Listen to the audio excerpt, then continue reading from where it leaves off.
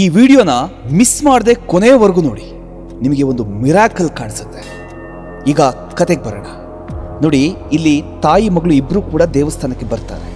ಅಮ್ಮ ಪ್ರೀತಿಯಿಂದ ಬಾ ಮಗಳೇ ದೇವರಿಗೆ ಕೈ ಮುಗಿ ಅಂತ ಕರೀತಾರೆ. ಅದಕ್ಕೆ ಆ ಹುಡುಗಿ ನನಗೆ ಇವೆಲ್ಲ ನಂಬಿಕೆ ಇಲ್ಲ ಅಂತ ಹೇಳ್ಬಿಡ್ತಾಳೆ.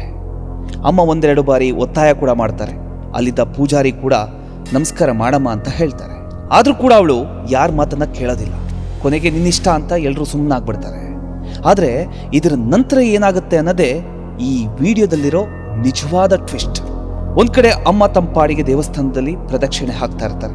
ಇನ್ನೊಂದ್ ಕಡೆ ಮಗಳು ಮೊಬೈಲಲ್ಲಿ ಮಾತನಾಡ್ತಾ ಓಡಾಡ್ತಿದ್ದಾಳೆ. ನೋಡಿ, ಬರೀ ಮೊಬೈಲಲ್ಲಿ ಮಾತಾಡ್ಕೊಂಡಿದ್ದಿದ್ರೆ ಓಕೆ ಅನ್ಬೋದಿತ್ತು.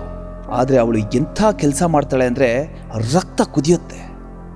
ಮೊದಲು ಸುತ್ತಮುತ್ತ ಯಾರಾದರೂ ನೋಡ್ತಿದ್ದಾರೆ ಅಂತ ಈ ಕಡೆ ಆ ಕಡೆ ನೋಡ್ತಾಳೆ. ನಂತರ ಅಮ್ಮ ದೇವರಿಗೆ ಹಚ್ಚಿರತಕ್ಕಂಥ ದೀಪನ ತಗೊಂಡು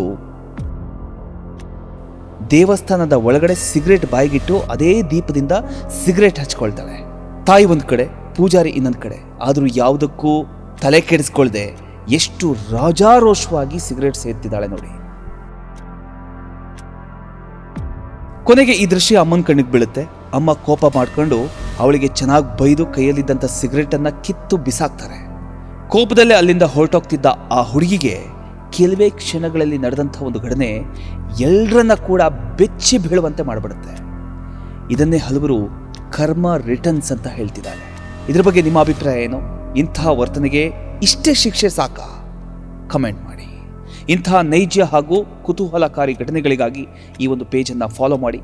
ನಿಮ್ಮ ಆ ಒಂದು ಫಾಲೋ ಅದು ಕೇವಲ ಒಂದು ಸಂಖ್ಯೆ ಅಲ್ಲ, ಅದೊಂದು ನಂಬಿಕೆ.